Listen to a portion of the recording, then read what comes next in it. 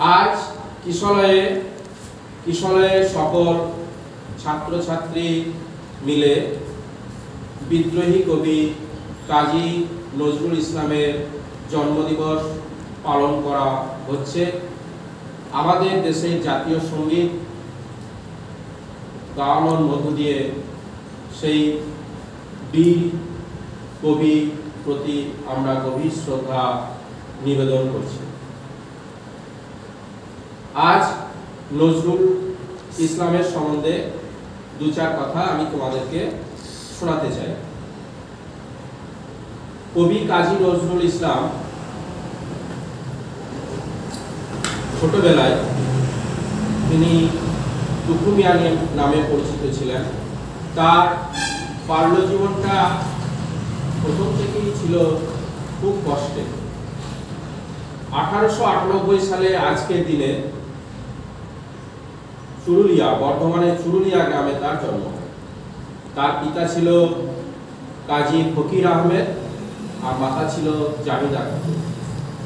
গ্রামের এক ইংরেজি স্কুলে পড়াশোনার সময় যখন তার বয়স 10 বছর, তখনই তার বাবা মারা যান এবং ছোটবেলা থেকে তিনি অত্যন্ত মেধাবী ছিলেন।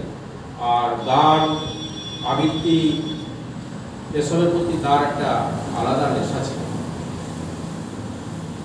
বাবা মারা যাওয়ার পরে ভাই বোন এবং বিধবা মায়ের প্রতি তার দায়িত্ব অনেক বেড়ে যায়।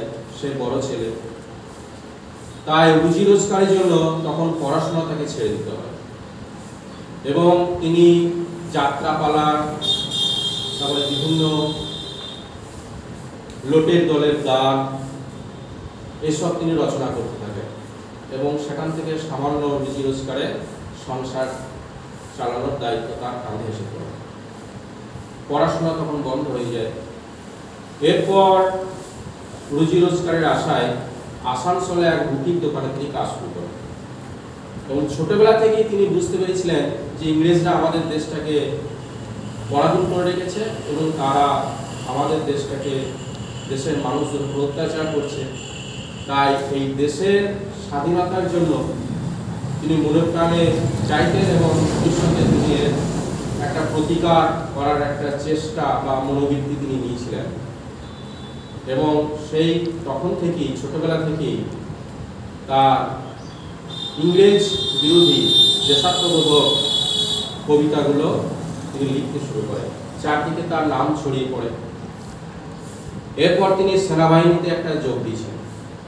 তারপর তিনি কলকাতায় আসেন এবং প্রচুর কবিতা, দেশাত্মবোধক কবিতা এবং গান তিনি রচনা করতে শুরু করেন এবং তার গান কবিতাগুলো সেই সময় তার স্বাধীনতা সংগ্রামীদের দারুণভাবে উৎসাহিত করে, অনুপ্রেরণা। জ্বালাময়ী তার কবিতা এবং তার গান। তিনি মুসলিম ধর্মের হলেও সমস্ত ধর্মের প্রতি তার ছিল সমান সহানুভূতি। তার কাছে মানুষই হলো বড় কথা।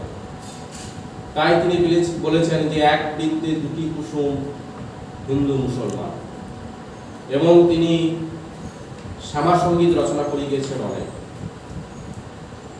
এবং কবির এই যে জ্বালাময়ী লেখা এবং স্বাধীনতা সংগ্রামীদের প্রবলভাবে উৎসাহিত করত, এই জন্য ইংরেজ সরকার তাকে কারারুদ্ধ করে।